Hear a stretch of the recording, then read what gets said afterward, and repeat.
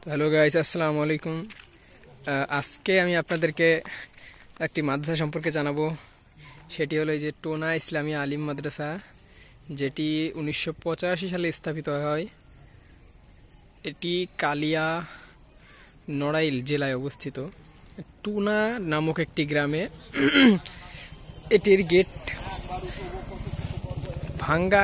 এটি 2020 সালে বিশ্ব ইজতেমা বা বাংলাদেশ বিশ্ব ইজতেমার একটি বাস সে ভেঙে দিয়ে গেছিলো এই গেটটা। তখন থেকে গেট নাই।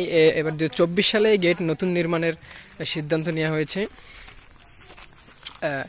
এই ভবনটি ইন্টার অর্থাৎ আলিম পর্যন্ত বিদ্যমান।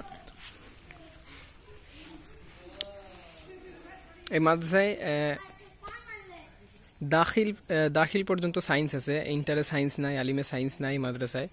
তো আপনারা যারা আর্টসে ইন্টারে পড়তে চান তারা এই মাদ্রাসায় আসতে পারেন, এবং দাখিলও খুব ভালো। এটা হলো এই মাদ্রাসার মসজিদ, এটা কমন রুম, এটা লাইব্রেরি, এটা হলো মাঠ এই মাদ্রাসার।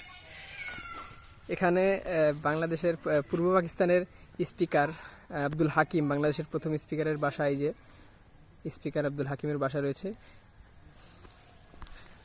আরো দেখাই আপনাদের, এই মাদ্রাসায় নতুন ভবন তৈরি হচ্ছে। এই যে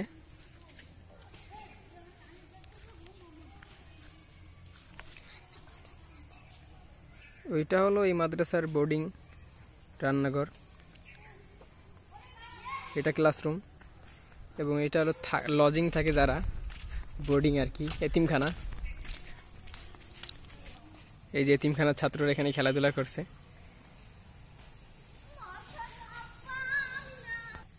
এরা হলো এই মাদ্রাসার শিক্ষার্থী বোর্ডিং। তুমি কোন ক্লাসে পড়ো? ক্লাস 4 এ। তুমি? 3 তে। তুমি? 6 এ। তুমি? 3 তে। তুমি?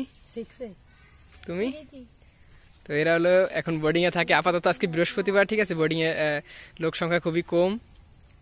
শনিবারে আবার ভরে যাবে, শুক্রবারে বন্ধ থাকে, তো তাই জন্য লোক সংখ্যা কম। তোমরা কি পাশাপাশি হেফজোখানা পড়ো নাকি? জি জি। এখানে হেফজোখানাও আছে, যারা হেফজোখানায় আসতে চান বা কওমি মাদ্রাসা লাইনে যেতে চান, এখানে সুযোগ সুবিধা আছে এই মাদ্রাসায়, আপনারা দিয়ে দিবেন, ঠিক আছে।